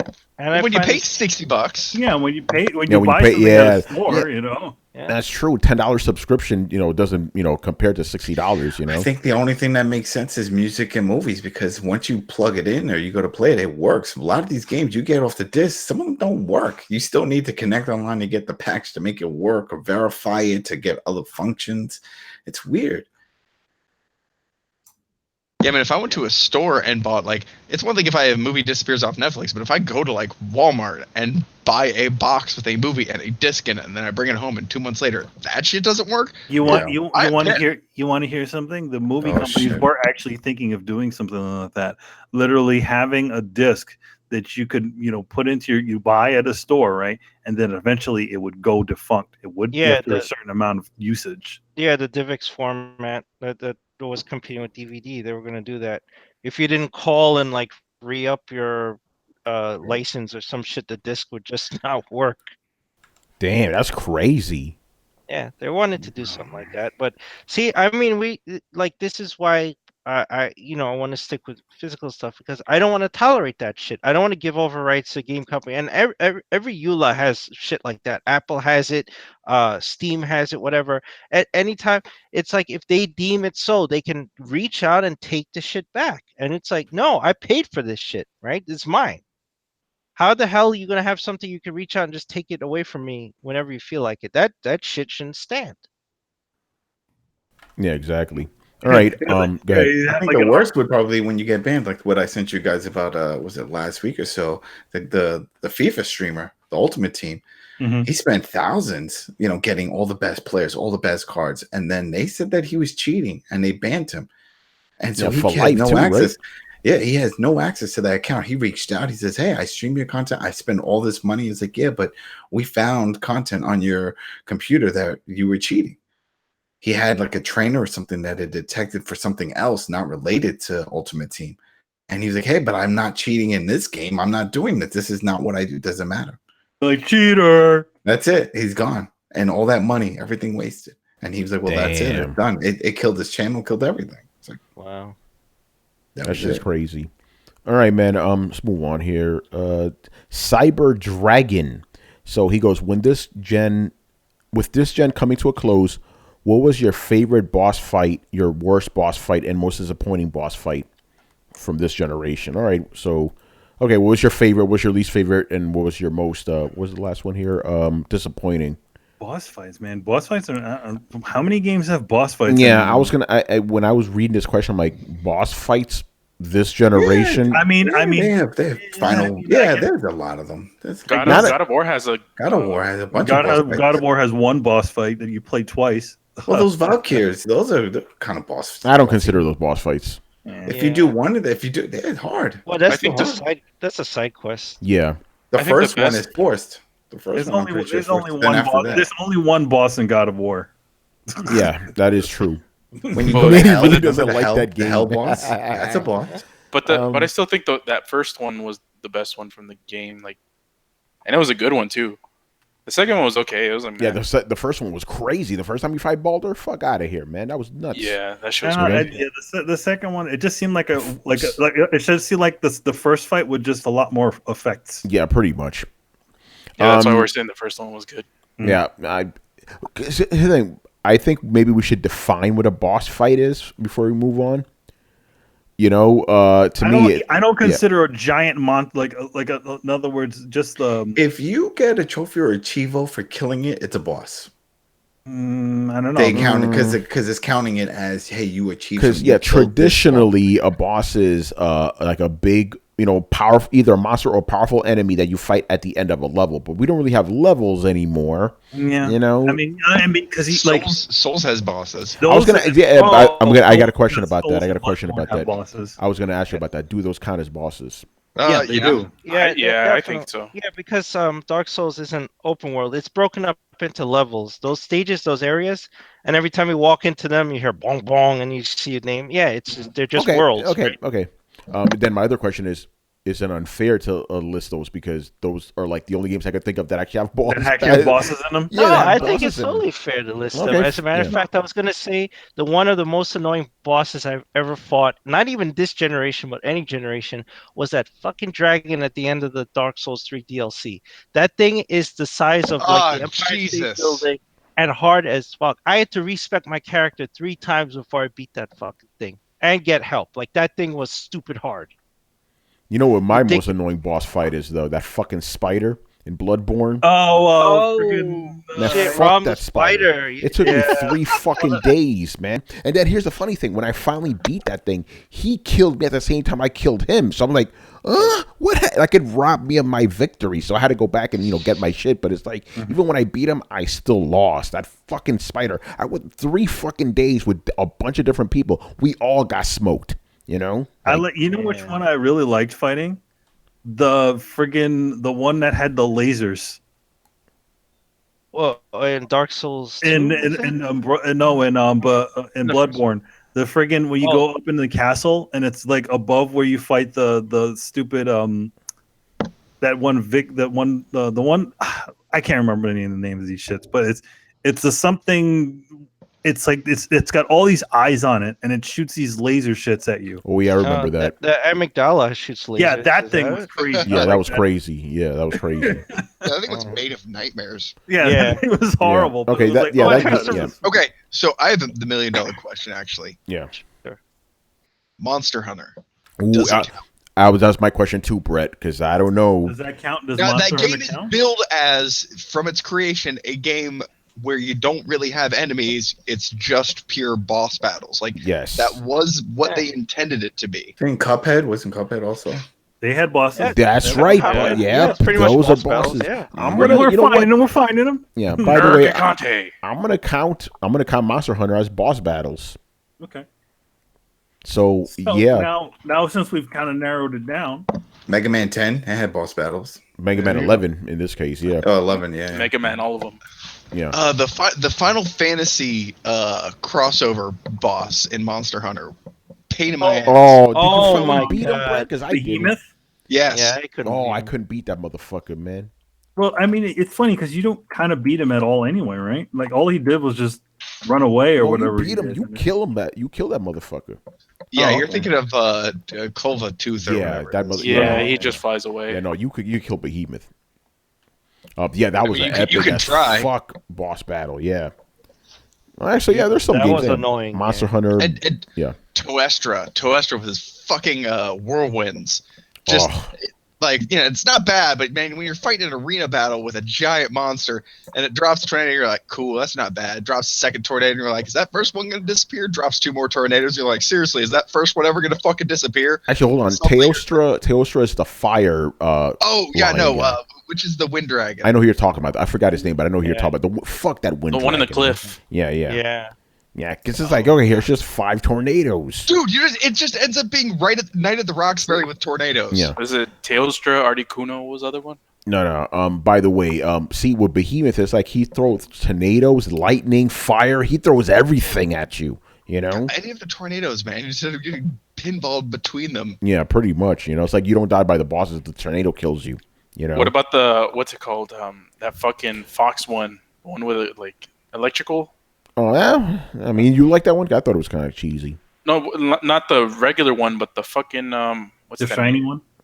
Yeah, the Shiny The shiny one. I got mine for most annoying boss. Bezelgeist, that motherfucker, man. Oh, bezel Fuck that guys. thing, man. No, double bezel guys. Yeah. Oh Oh, no. that's the Oh. worst. Double No, bezel I guys don't is the think- worst. Oh, I that don't was think I horrible. remember you know what? Betelgeuse was for the later part of the thing because I don't think I fought that. Yeah, you one. never got to the double the Bezelgeist. That was not fun. We The got destroyed on B-52 our stream. bomber. Yeah, we did. Yeah, the B-52 bomber. The only reason I beat it is because I played with Japanese people. That's what I did. I just hung back and let them carried me. take care of it. Yeah, I let them take care of it. They all I had mean, I can fly. I don't know what all you ground scrubs do. Yeah, especially since I'm a hammer person. I'm like, it's just fucking impossible to hit. Yeah, man. You got 3 feet range. Have fun. Yeah, that shit was not fun, man. I let the Japanese guys handle it. They had bows and arrows. I'm like, you guys have fun. I'm a fucking liability, son. Let them fight. Let them fight. Monster Hunter in general is like the greatest fucking game. It's so fun, man. Yeah, man. What else? What else is generation? You know, it's hard. Yeah, Cuphead had a bunch of great bosses, Oh, man. Cuphead had a lot You of know? good ones. A lot of Cuphead bosses are both my favorite and my most frustrating bosses, man. Yeah. Remember that fucking robot one? You know, where you're on the Was one that's plane. flying? Train? Oh, We're fighting on. oh, the train was crazy. Oh, the train, the circus train one, right? Yeah. No, but when I finally I beat that robot on stream, I started cursing because I was so happy. Oh, I know which one. The one that shoots the bombs, right? Or something like. Yeah, he it's- shoots oh, no, bombs. It opens its fucking like stomach or something. Yeah, I hated that fucking robot, man. It was one of those robots from a Superman cartoon. It's that's one of those bosses where the first time you fight it, you're like, how the hell am I supposed to beat this? Exactly. Yeah. Because I think they adjusted it because even when you beat them, there's like no energy taken. It's like, what the fuck, you know? That game. Whenever you beat anything, it's one of the most satisfying things. And it's like knockout. And you're like, you can like exhale a freaking like sigh of relief, man. Yeah, because you've been at it for 3 fucking hours, you know, busting your Yeah. head. The worst one for me was the final boss, Satan. That boss fight was so bad. I honestly I felt like despair. I'm like, I'm not going to be able to beat this thing. I can't fucking do it. You know. That's how I felt about the fucking the one before him, the dice guy. Yeah. I got lucky with him. The game kind of glitched out on me. He just stayed on one side, so I just kept shooting up, you know. But yeah, the devil, that's the word I'm looking for. I just felt like defeated. I'm like, oh my god. Like even in real life, I never felt like that. You know, like this is just hopeless. Like I can't do this. I finally did it though the next day. Man, yeah. Yeah. Anyway, any other good boss battles from this generations? Here's the thing: boss battles started going downhill last generation. I feel. Yeah, everybody's kind of gone to those sorts of enemies. Yeah, that's one of the. Where it ends, like basically the quote unquote boss battle is 50 million motherfuckers. Yeah, that is. I hate that shit. Like ever since I want to say like last generation, part of the PS2 generation, where they're like, you get to the end of the game, you're like, oh shit, we're gonna do this. We're gonna fight the final boss. No, we're gonna throw every single enemy of the game at you. That's it. Dude. Oh, I got The Last of Us, the ending of The Last of Us was a pain in the ass. Well, that wasn't a boss though. No, but that whole thing was just I didn't have a boss. Yeah, it was just so a pain in the ass. There was no point for all of that. Was it the hospital part or yes? How did it end? Yeah, I go to the hospital when you're going through the. Yeah. How it's Anyway, Brett, go ahead, man. Boss. Far Cry had bosses. Hope was a bitch. yeah, Far Cry. Like, I'm still doing in that. terms of annoying, not a hard boss battle, but like you're under, spoiler, you're like hallucinating, and so you keep attacking phantom versions of her. Too soon of the spoiler. Wait, whoa. Yeah. And So- about halfway through the boss battle, like I fucking get it. You're disappearing. That's not the real you. I'm gonna shoot it so the real you appears. Like it just drags on way too long. Going back to sort of like how boss battles are getting worse and worse as the time goes. For sort of disappointing, I'll go back to something we talked about is God of War. Hmm. Even though I love the game, I think I prefer this one to all the other ones because of the gameplay and the story. But something that got worse was the boss battles, because God of War 3 had some of the best boss battles Epic. like ever, and like this God of War just had like, for me, one amazing boss battle, and the rest were just maybe okay, I don't know. somewhere not that good. It just seemed like they just kept throwing the same ogre enemy at you over and over again. And is that a boss? I don't consider that's a mini boss. And I'm not gonna count. The dragon. That was cool, but it was easy. When you go to hell, when you went to hell, that guy you fought in hell was a different boss. How about Spider-Man? Do the Yeah, big that villain was battles boss count as boss battles? They count. They count. Fine. But, They count. yeah. Dope. Tombstone, that was definitely a boss battle. The Tombstone one. Yeah, but the other. I don't know if you Dr. could spoil Fight. who's in it, but yeah, some of the super villains you fight, I count those as boss battles. Those are really fun battles too. Yeah, they were. Yeah, those You count. had to fight multiple ones at the same time. I thought that was Yeah, that was cool. Like, oh shit, I got to fight both of these guys. Exactly. Yeah, that was good actually. Yeah. Yeah, the thing I liked about that battle is, I'm not giving away spoilers, like, at first you're like, okay, so what's the gimmick to this fight? Like, what do I have to do? And it literally turns out you're like, no, you just have to fight both bosses at the same time. Yep, that's it. All right, cool, man. All right, that was a good question. I like that. And the last question of the night, Mr. Glorious War, who has been with us all night. Thank you for that. Speaking about God of War, it keeps popping up. Okay, why did God of War win the majority of Game of the Year awards when it had a lower Metacritic than Red Dead Redemption 2? Is it because Xbox fan sites boosted the score of Red Dead Redemption 2? It's an interesting question. I don't know about that because, like, why would Xbox fan sites like boost Red Dead 2 when it's not even an exclusive? You know what I'm saying? Only that, it's better on X though. but not only that, but Metacritic has its own review page for the PS4 version and for the Xbox version. Yeah. They split it, so because of the different experience that you can get. Yeah. Game awards also tend to get picked off of like consensus, and there's I think in every group there, and I'm actually a little surprised by this. In every group there seems to be one or two guys like me who are dragging the curve down on Red Dead. Yeah, so you think that's what happened? Like, basically, like, the individual people scored Red Dead too high, but the groups preferred God of War? Everybody gave God of War at least an 8. Most people loved Red Dead, but there are enough people in there who are like, no, man, it's good, but it's just, it didn't really do it for me. And it's online, it's not really doing it for me. Like, for the same reason that's the exact reason the panel. Yeah, but again, remember, Red Dead 2 was the highest scored game of last year, but it didn't win Game of the Year awards most of the time. He's trying to figure out why is that? Why is it that the highest scored game of the year did not win almost any of the big Game of the Year awards? Well, the VGAs have its own particular committee. No, they do, but I'm talking about look at the major websites. Most of the websites gave it to God of War too. And I'm saying because God of War has more mass appeal. I agree with that. Despite Red Dead it does some things really amazingly well, it falls on its face in a couple of places, but for the most part, it is a game for gamers. It's this grand scale thing. Like in terms of a palatable or appetizing thing, God of War just delivers. Its timing is on, its storytelling is on, it's pretty. It didn't take any chances where it might have fallen on its face. All in all, it's easy to wrap up too. It's easy to put into a package. So I think it's just general mass appeal. I agree with that. There's nothing I can complain about in God of War. I cannot say the same for Red Dead, and I can't help but feel that I'm not the only person who thinks that. Yeah, but it is interesting that it's still the highest scored game, but it didn't win any of the Game of the Years, you know? I can complain about things in God of War. Yeah, Manny did. Manny don't like God of War. I don't like it. I just don't think it's. I just don't think it's not the butter game. It's not the butter game. I wouldn't give it a. What was it? Yeah. Let's flip it around though. Okay, why did God? I mean, even though I don't think Metacritic should be given so much credence here, why did Red Dead Redemption 2 score higher than God of War? I think it's The I think story. it's a case by I think it's also a case by case basis too. Definitely. It's a story. And you know, like how we talk about the Nintendo boost.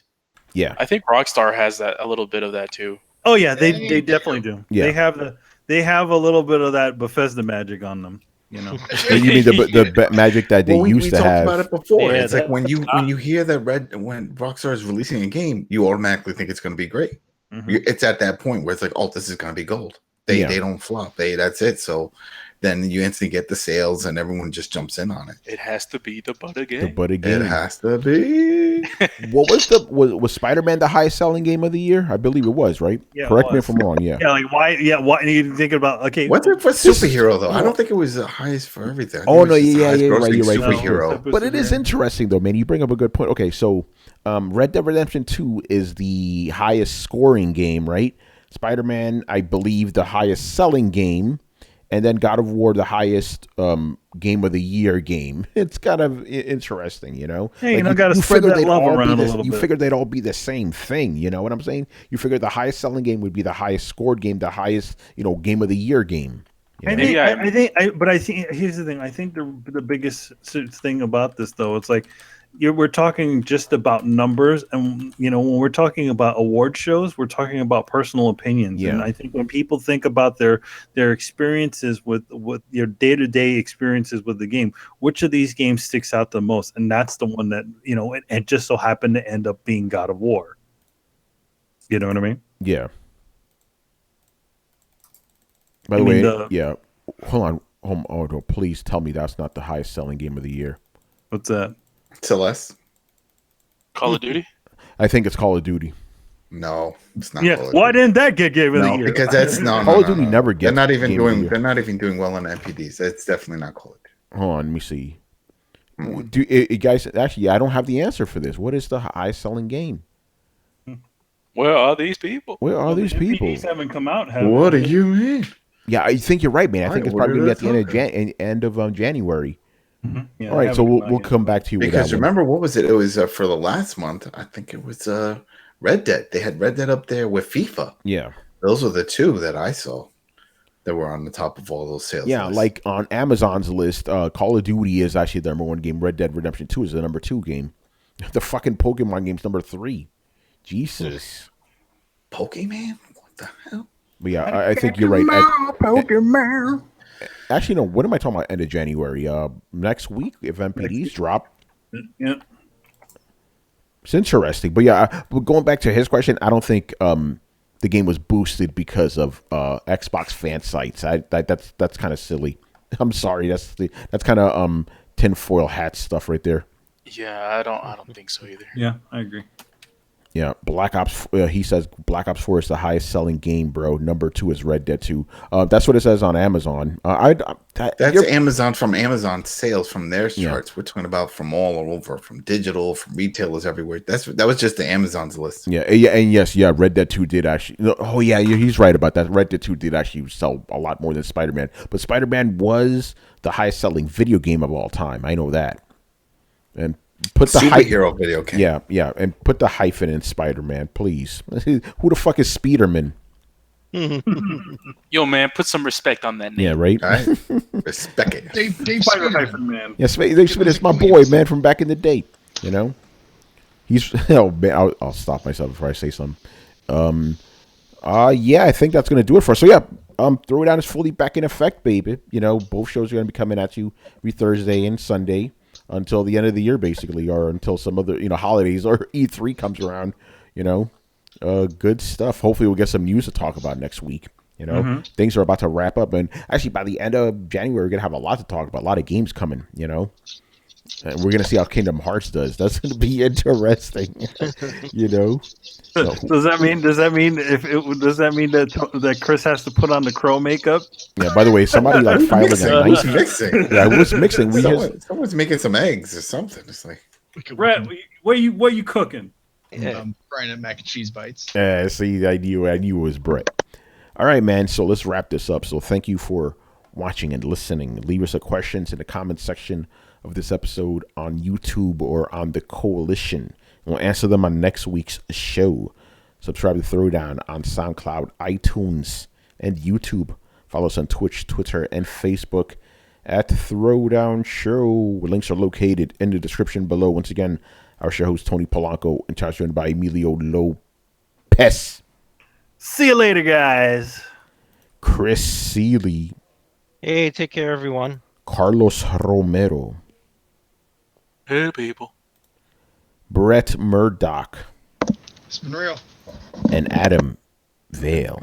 Have a good week, people. All right, guys. We'll see you on Thursday, man. Later. Deuces.